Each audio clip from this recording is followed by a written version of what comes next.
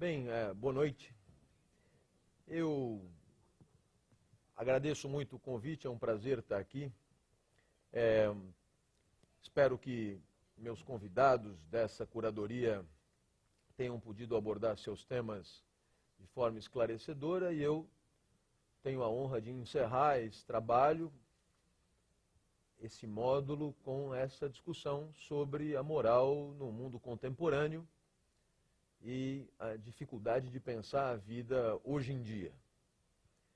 Bem, nos minutos que me antes das perguntas de vocês, eu começaria dizendo que o homem contemporâneo se vê diante de uma tripla ruptura. De uma certa maneira, o homem contemporâneo não pode pensar a moral à moda dos gregos, também não pode pensar a moral à moda dos medievais e tampouco à moda dos modernos. Talvez por isso ele aceite tão facilmente a alcunha de pós-moderno. Inicialmente, a ruptura frente aos gregos se deve a um ponto de fundamento facilmente compreensível.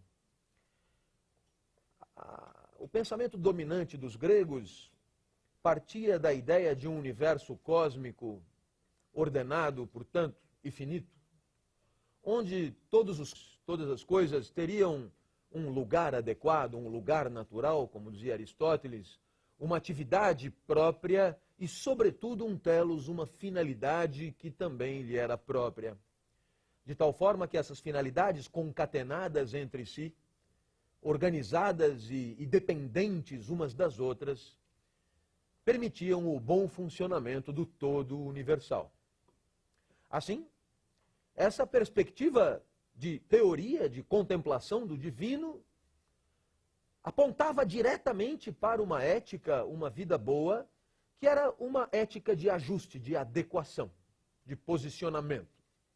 A ética dos gregos é uma ética, portanto, dependente de encontrar o lugar natural, seja das coisas da natureza, seja da nossa própria existência. Em outras palavras, para viver bem, seria preciso viver no lugar certo, fazendo a coisa certa e alcançando a finalidade adequada.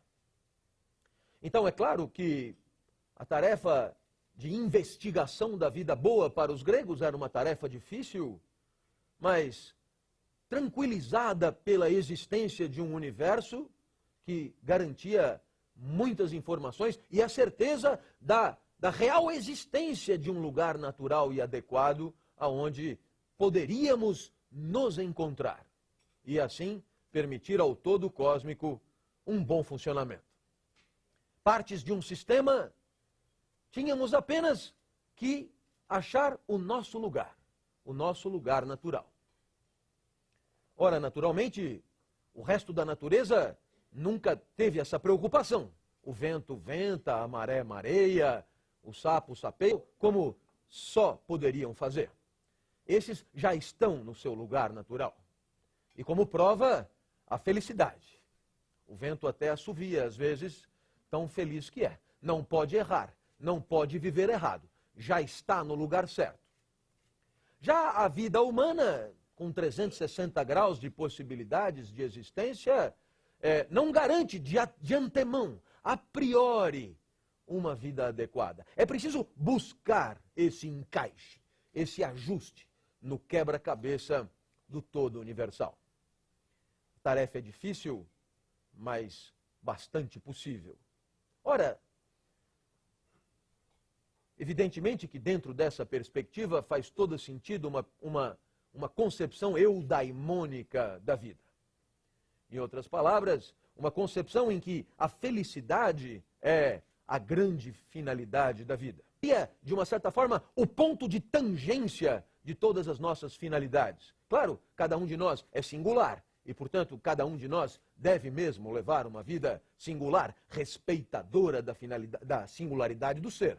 Porém, existe um ponto de tangência entre as nossas finalidades que, de uma certa forma, explica o ponto de tangência do nosso ser na humanidade. E esse ponto de tangência é a eudaimonia, traduzida de forma capenga por felicidade. Prefiro eudaimonia mesmo. Vida soberana, vida que vale por ela mesma, vida que esgota nela mesma a sua razão de ser, vida que não precisa de nenhuma outra para se justificar. E assim os instantes existenciais serão eudaimônicos quando se bastarem, quando se justificarem por eles próprios, tal como eu espero esteja sendo o nosso encontro. Ora, nesse sentido, uma aula eudaimônica seria, por exemplo, inútil. Uma aula eudaimônica seria necessariamente uma aula, abro aspas, que não serve para nada. Porque justamente a eudaimonia é a soberania da vida. E uma coisa que serve é servil. De soberana, nada tem. Nessa perspectiva, então, a busca da vida eudaimônica depende de um certo encaixe no todo universal, mas a garantia que temos é que uma vez encontrado o nosso lugar natural, uma vez achada a nossa finalidade natural, a eudaimonia é uma decorrência automática. E a vida, assim, fará sentido a cada instante adequadamente vivido. Ora, por que razão não podemos mais pensar assim? Agradável que é pensar assim, ameno que é pensar assim. Não podemos pensar assim porque a revolução cientista, sempre os cientistas, de uma certa forma, frustraram esse panorama idílico com a denúncia de que o universo não é finito, não é organizado, não há lugares naturais, não há finalidades a priori definidas para você e, portanto, não temos um lugar aonde nos encaixar. Não há um lugar certo para amarrar o burro. Não há lugares a priori definidos como adequados. O todo não é finito e muito menos organizado. E, portanto, o universo de nada tem de cósmico, é mesmo caótico, um universo infinito de forças e energias que se entredevoram, um universo que não tem sentido nem direção, e muito menos lugares para nós nos instalarmos. Você me olha e diz, puxa, ficou muito mais difícil, mas não tenha dúvida. Naturalmente, poderíamos conceber que Deus nos ajudasse. Afinal de contas, uma instância que nos transcende poderia nos indicar uma missão. No lugar do universo, cósmico e organizado, um Deus que o criou. No lugar do nosso telos, da nossa finalidade natural, uma missão. Uma missão preparada por Deus para que persigamos. E assim teríamos nos salvado. O universo, enquanto mundo na filosofia, pode não ser mais organizado. Tudo bem, mas ainda assim temos Deus que nos deu uma missão e uma referência tranquila e amena para que possamos nos achar e encontrar uma vida boa entre tantas as outras vidas que cogitamos e que são inferiores a essa. Ora, eis aí o problema, é que por conta das reformas e contra-reformas, Deus também claudicou, Deus também falta. Não ele mesmo, talvez, mas seus mediadores, seus exegetas, seus intérpretes. A vontade de Deus passou a ser objeto de luta, troféu, como diria Bourdieu. Um troféu disputado numa luta fratricida entre aqueles que disputam a legitimidade pela interpretação das coisas imateriais. A luta pela salvação legítima.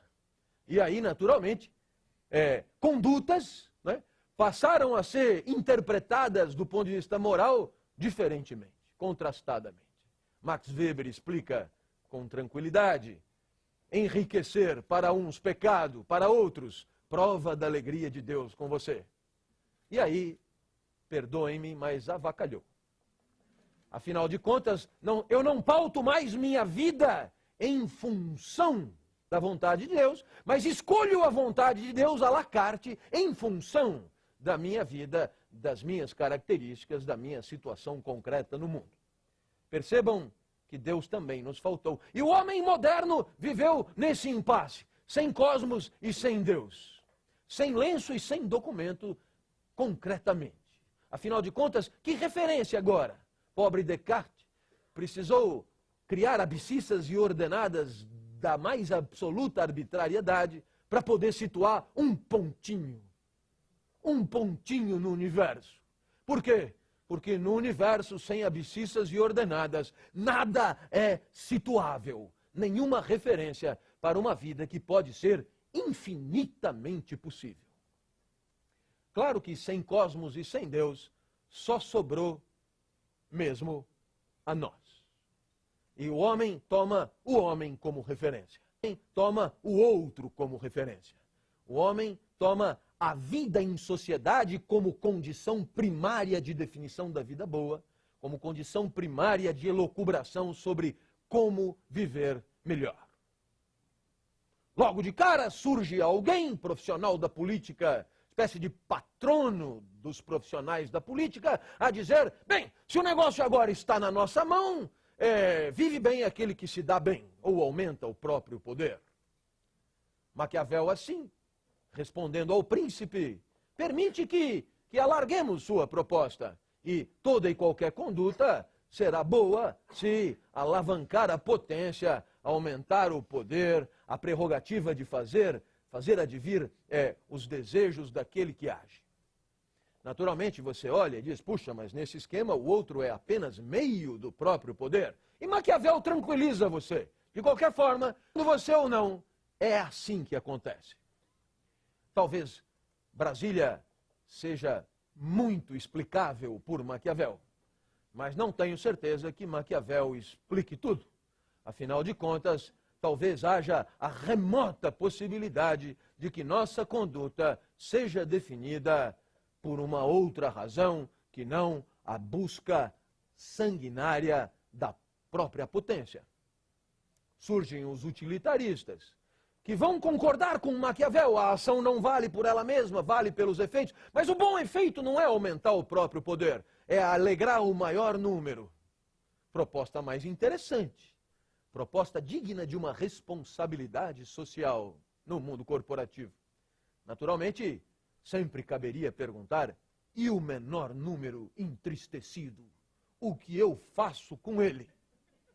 Posso matá-lo, por exemplo, como fizeram alguns? Já que não importa a sua tristeza, eliminemo-nos de vez. Afinal de contas, o maior número ficará ainda maior, reforçando a tese.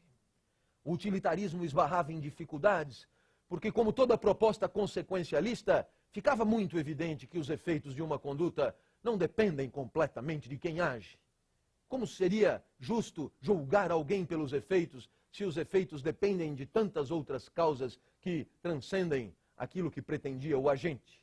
Kant é quem elaborará, então, a resolução de todos os problemas morais na sua ótica. O fim da crítica da razão prática é absolutamente inquestionável. E aqui acabou o problema da moral. Sabemos que, infelizmente, talvez, ele não tenha tido razão. O imperativo categórico não se satisfaz do maior número. É preciso todo. É preciso que a minha conduta seja repetível por qualquer um. É preciso que a minha conduta seja conhecível por qualquer um. Apreciável por qualquer um. Em outras palavras, passa a ser qualquer um o critério. A lei que preside a minha ação, a máxima, o critério a partir do qual eu defino a maneira que vou agir, bem, este critério poderá ser repetido por qualquer um. E o imperativo categórico, claro, vê na questão da verdade e da mentira o seu problema maior. Infelizmente, Kant talvez tenha exagerado e a proposta universalista nos leva a autênticas barbaridades no mundo concreto, no mundo da praxis. Não mentir como imperativo categórico leva a absurdos que, na hora dos debates, poderemos exemplificar. Ora, chegamos no século XX sem uma resposta. Chegamos no século XX sem uma solução. Continuamos com o problema, não temos cosmos, não temos Deus, só temos uns aos outros e temos que definir uma maneira de articular nossas existências para viver da melhor maneira possível. Naturalmente, a ideologia dos direitos humanos, por exemplo, nasce dessa necessidade. Mas como traduzir isso numa filosofia moral concreta? A última resposta objeto mais definitivo da minha fala aqui, atende pelo nome de ética nas relações. Alguns denominam isso de contratualismo moral. Pediria então a atenção dos senhores, não é difícil. Afinal de contas, o que se pretende aqui é assumir que critérios universais nunca deram certo. A busca de critérios universais sempre fracassou. E, portanto, vamos tentar uma que não seja bárbara, que não seja o simples respeito dos apetites do nosso corpo, porque senão não haveria necessidade de refletir sobre nada, bastaria conservar o estado de natureza, uma moral assim mesmo, mas sem pretensões tão ambiciosas, tão universais. Ora, a ideia é, as relações intersubjetivas são o quadro adequado de definição do certo e do errado. Em outras palavras, relações concretas de duas ou mais pessoas, que quando agem geram expectativas, acabam sendo o quadro material único possível em que nós, legisladores da própria existência, definiremos aquilo que podem esperar de nós. Através do nosso próprio comportamento, contamos aos outros, comunicamos aos outros o que podem esperar de nós e o que, sobretudo, podem ter certeza que não faremos. De uma certa forma, a ética se torna mesmo uma questão de comunicação. Afinal de contas, é agindo e sendo observado que eu estou informando o mundo os limites do território da minha moralidade. Aquilo que para mim é inegociável, aquilo que para mim é inegociável mediante qualquer contrapartida, mediante qualquer oferta de reciprocidade. Naturalmente, quando eu me manifesto, eu permito a que todos tenham uma ideia dos critérios que presidem a minha conduta e possam esperar uma certa coerência prática no seguir de uma relação. Ao manifestar-me e ao propor uma coerência prática, eu dou a todos aqueles que me observam a chance de conservar uma relação ou de descontinuá-la. Não por uma questão ética, mas porque aquele que age, aquele que ali se encontra, recorre a critérios de moralidade que não me interessam. Ora, a condição para que isso dê certo é evidente. A primeira condição é que tenhamos, de fato, liberdade para definir nossas condutas e comunicar nossos critérios de moralidade. Porque se eu estiver coagido, eu estarei informando o resultado da coação de que sou vítima, e não meus próprios critérios. Mas isso não é novidade. Sempre soubemos que sem liberdade não há moral. Mas além desta prerrogativa de poder definir a própria existência e com isso informá-la a quem quer que queira se relacionar comigo, há ainda outra condição. Aquilo que poderíamos chamar trivialmente de sinceridade. Uma espécie de transparência entre o que eu digo e o que eu pretendo daquela relação. Em palavras, é preciso que, de uma certa forma, atualizemos os nossos afetos. Atualizemos a maneira como o mundo nos transforma. Atualizemos a forma como vamos, de uma certa forma, sendo afetados pelo mundo e afetamos, assim, o mundo em relação. Porque esta atualização é condição para que sempre novas cláusulas desse contrato moral possam ser propostas e mesmo refutadas. Talvez eu pudesse dar um exemplo. Imagine, os senhores, que uma jovem faça a corte a um rapaz chavequio e os dois dão início a um idílio afetivo. Nesse idílio afetivo, que pode ter infinitas características, neste concreto que eu estou expondo, um faz crer ao outro que o outro é o monopólio das suas manifestações eróticas, libidinais. Você é tudo para mim, diz um ao outro. Naturalmente, isto pode ser dito de forma mais ou menos jurídica, já que estamos falando de contrato. Mas você não precisa expressamente dizer, preste atenção, beijo na boca é só em mim. Porque você pode sugerir isso comentando um filme, o comportamento de um amigo, deixando claro o que você espera e o que você não espera. Pois muito bem, nessa nossa relação, o rapaz chega a dizer para a moça que quando contempla outras mulheres chega a passar mal. Só a sua imagem me alegra. Você detém o monopólio da minha potência. No que é, de uma certa forma, aplaudido pela outra parte. Pois muito bem acontece o inevitável. Nosso herói é flagrado pela moça em ósculo bucal adulterino, atrás de um poste, com um terceiro elemento. A moça olha e diz, você age canalhamente. O rapaz, preparado, espectador assíduo do café filosófico, diz, fundamente. A moça sente o baque, imaginava óbvia a sua intervenção, quando o rapaz diz, comecemos pelos gregos, há algum lugar natural que me desautorize esse ósculo? Claro que não. Passemos então para Maquiavel, age bem aquele que se dá bem, posso te garantir que estou agindo bem aos olhos de Maquiavel. Passemos aos utilitaristas, mais generosos com o outro, a alegria do maior número, somos 3, 2 felizes e uma revoltada. Percebam, senhores, o ósculo bucal atrás do poste parecia amplamente justificado.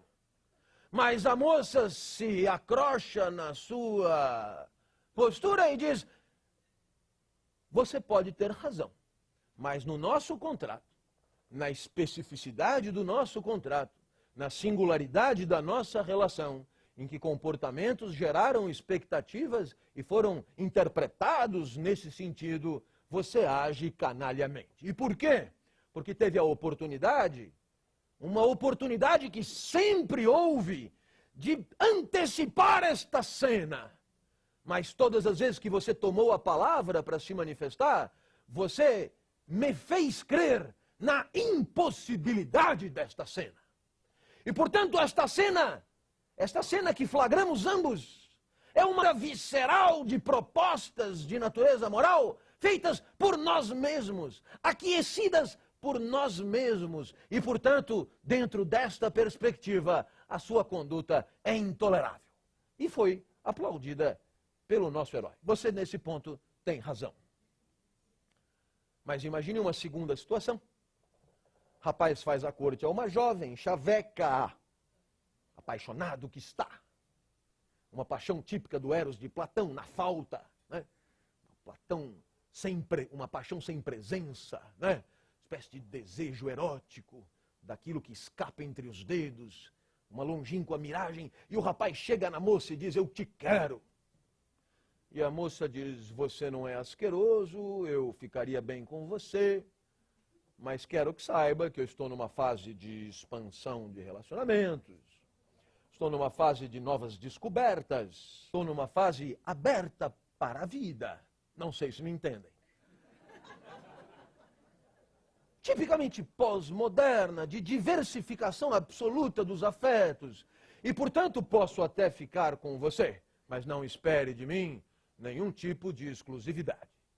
Pois muito bem, este rapaz entristecido tenta a sorte na Loteria Federal, que é por onde corre o sorteio para sair com a moça, e não é sorteado. Entristecido, sai no final de semana e encontra a moça beijando o rapaz do primeiro caso. E o rapaz observa a moça beijando, lamenta aquele ósculo, se entristece com ele, mas não poderá fazer a mesma apreciação que a namorada do rapaz. E por quê? Porque o contrato é outro. O beijo é o mesmo. Eu fiz questão de manter o mesmo beijo. Para furar de vez com qualquer de objetivista ou imanentista, de que cada beijo tem um valor, porque afinal de contas houve ou não aproximação pélvica, houve ou não manipulação mamilar, houve ou não, não sei o que. Não se trata disso, o beijo é rigorosamente o mesmo, mas o valor moral do beijo, que nele mesmo não tem valor nenhum, nele mesmo é encontro de matéria com matéria, nele mesmo é só intercâmbio de perdigotos, ou um agenciamento atômico circunstancialmente inclinado um pelo outro. nele mesmo é só matéria em fricção, terá valor moral em função do que foi esperado e pactuado anteriormente. E aí é claro, faz todo sentido a proposta de ética na pós-modernidade de Zygmunt Bauman, recomendo a leitura. Faz todo sentido a proposta de Lipovetsky no Crepúsculo do Dever. Faz todo sentido a reflexão de Maffezoli na Crítica da Razão Sensível. Faz todo sentido uma série de reflexões que tangenciam a moral e que mostram a dificuldade do homem contemporâneo em definir critérios que pautam a própria existência. O que sim há de comum nessas reflexões, e eu peço que me acompanhem aqui, é que toda investigação sobre a vida boa, toda elucubração sobre a vida que vamos viver em detrimento das vidas preteridas, toda vez que temos que fazer uma reunião de pauta da própria existência, definindo a vida de carne e osso em detrimento das outras que não merecerão o estatuto de vida vivida, sofremos. Em outras palavras, se o vento assovia porque só pode ventar do jeito que venta, bem, nós temos moral. E longe de nos regozijarmos, isto é um fardo importante a carregar. Afinal de contas, toda vez que escolhemos uma vida, temos que deixar de lado tantas outras, não vividas, preteridas, e talvez sem saber muito bem por quê. Toda vez que optamos por uma vida de carne e osso, temos que, evidentemente, assistir a um desfile de vidas apenas cogitadas, que permanecerão assim, sem ganhar o estatuto de encontro com o mundo. E, naturalmente, isso não é simples, isso não é fácil. Me lembro de uma aluna que, diante do que eu dizia, me disse: o senhor tem toda a razão. Juro que é a primeira vez em 22 anos eu disse que alguém me diz isso na aula. Entendi perfeitamente. Falei: o que te faz ter tanta certeza? Ela disse: tenho um namorado politécnico, mecatrônico. Ela mesma disse: o senhor pode imaginar o tipinho?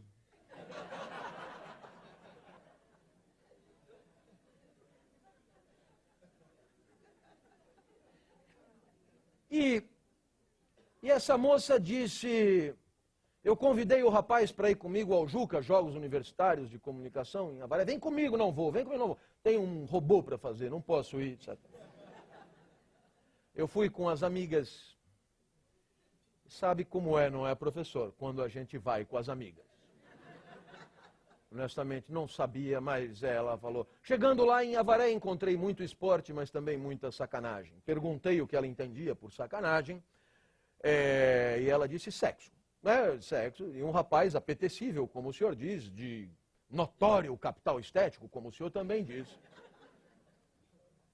se aproximou e me propôs uma cópula furtiva. Nesse momento eu lembrei do senhor, professor. Eu disse: poxa, de mim? Que coisa insólita. Não, quando o senhor diz que viver não é simples e que talvez as 10 lições da autoajuda não deem conta da complexidade da existência, quiçá nem 100 lições. O senhor tem toda a razão. A primeira coisa que me ocorreu foi dar. Mas eu logo percebi que eu ia me arrepender. Afinal de contas, eu gosto do mecatrônico e ele não merece isso. Mas se eu não desse, eu iria me arrepender também. Então eu entendi aquela história de que toda investigação moral carrega consigo uma pitada de dor. Discordo da pitada. É um saleiro inteiro, professor. Angústia existencial. Dirão os pós-modernos. Na idade pós-moderna estamos autorizados a respeitar o trânsito dos afetos. Não que Spinoza já não tenham dito um pouco isso na parte 3 da ética, sem ser nada pós-moderno. Mas professor, e desde quando o trânsito dos afetos nos dá respostas claras entre dar ou não dar? Se as alegrias e as tristezas se misturam nas opções existenciais que passam pela nossa cabeça? Não é tão simples assim respeitar o trânsito dos afetos. Por quê? Porque toda conduta carrega no seu bojo alegrias e tristezas absolutamente hibridadas, amalgamadas. Não é tão simples classificar as condutas possíveis em alegres e tristes, como se essa categoria fosse fácil de estabelecer. Portanto, naturalmente a moça entendeu tudo. Os senhores talvez estejam curiosos para saber o que ela decidiu. Não perguntei, porque não é o meu papel, e nenhum dos colegas que deveriam ter feito também fizeram. Ficamos sem saber, de qualquer maneira, não importa. Por quê? Porque aquela angústia de ter que decidir entre duas vidas, a única a ser vivida, foi claramente explicada e nos serviu como excelente exemplo. Ora, chegamos num ponto tal que a ética nas relações, ou o contratualismo moral, talvez merecesse também uma crítica. Afinal de contas, dissemos bem que para que nosso comportamento comunique de fato quem somos, isto é, o estado instantâneo das nossas potências de agir, bem, é necessário que de fato tenhamos liberdade para agir. E sabemos bem que a vida no mundo social nos brinda com tudo, menos com muito disso. Em outras palavras, a sociedade, a psicologia social existe para isso. Os coletivos são hábeis em canalizar potências, nos oferecer cenouras a perseguir, troféus a conquistar, e com isso organizar a nossa um pouco caótica libido. Então, evidentemente que aquela condição primária de transparência entre o que queremos e o que dizemos que queremos, entre o que desejamos e o que manifestamos através das nossas ações, nem sempre é possível. Poderíamos, eventualmente, abrir essa discussão abordando a questão dos próprios meios de comunicação, para dar apenas um exemplo de como a sociedade, de uma certa forma, estabelece os limites da nossa reflexão sobre a vida. Os meios de comunicação, que antes de mais nada, nos oferecem uma agenda pública, conjunto de temas sobre os quais podemos discutir com qualquer um. Sem essa agenda pública, ficaríamos circunscritos às nossas tribos, aos nossos redutos de privacidade, a uma existência absolutamente compartilhada e imediatamente observada. Graças aos meios de comunicação, alguns temas são propostos diariamente que autorizam a relação entre pessoas que normalmente não se relacionariam. Naturalmente, essa agenda poderia ser outra. Naturalmente, estamos à mercê, porque a sociedade cobra de nós que saibamos mais coisas do que podemos ver com os próprios olhos. Estamos dependentes de relatos, e a mídia detém a legitimidade, o monopólio, dato da atualidade legítimo, autorizado. Então, de uma certa forma, como dizia Veja em outdoor notório e famoso, leia Veja ou não vai ter com quem falar. É ameaçador, é truculento, é angustiante, é arrogante, mas é absolutamente pertinente. Afinal de contas, se estivermos por fora da agenda pública, estaremos excluídos de um certo espaço público, onde os critérios de moralidade podem, de alguma forma, ser compartilhados no mundo contemporâneo. Portanto, de uma certa maneira, estar a par da agenda pública, dominar os temas discutíveis por qualquer um, é condição de pertencimento. Mas a mídia não nos faz só isso. Ela nos oferece também, ela nos proporciona também, ela nos brinda também com uma certa maneira de interpretar esses temas da agenda pública. Não é só um temário, mas é também uma grade interpretativa e opinativa. Naturalmente, para aqueles que definem a opinião pública como a somatória das opiniões individuais, deveriam reler Durkheim e perceber que se a sociedade é lógica e cronologicamente anterior a nós, e é no seu seio que nos constituímos, a opinião pública também é lógica e cronologicamente anterior à nossa, onde aprendemos os valores que temos que usar para ser entendidos. Portanto, se temos opiniões individuais, é em grande medida porque nos servimos dessa polifonia discursiva que se choca conosco ininterruptamente. É porque ouvimos que acabamos nos sentindo autorizados a falar. Portanto, toda a nossa manifestação não é virginal.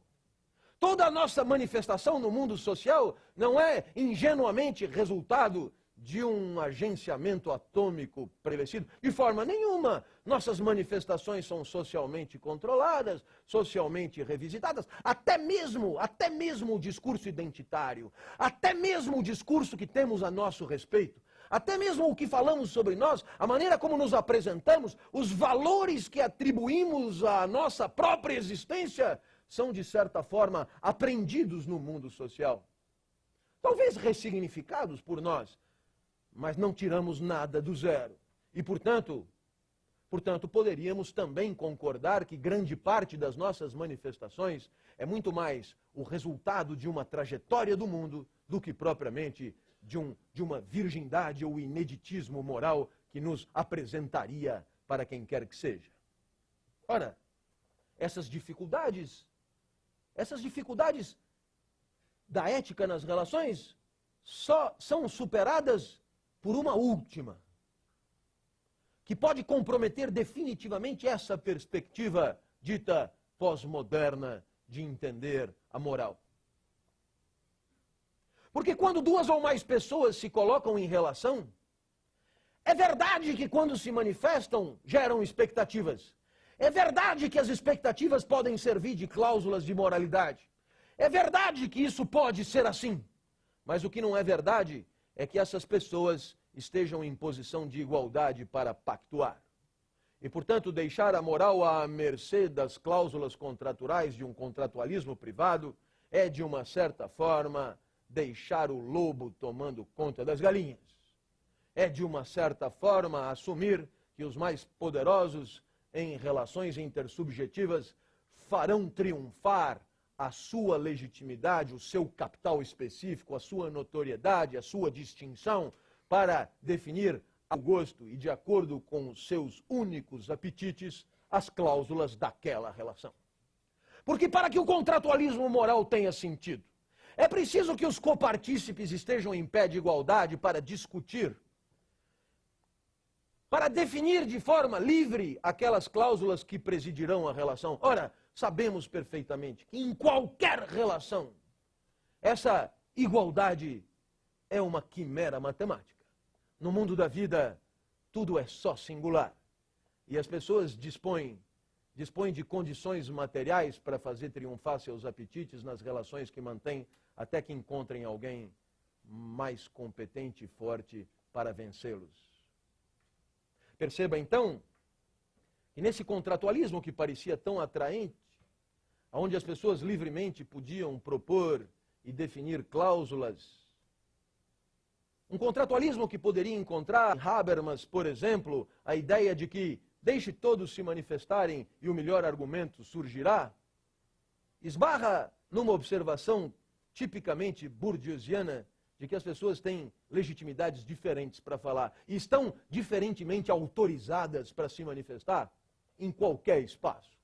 Alguns porta-vozes, antes de falar, já são aplaudidos.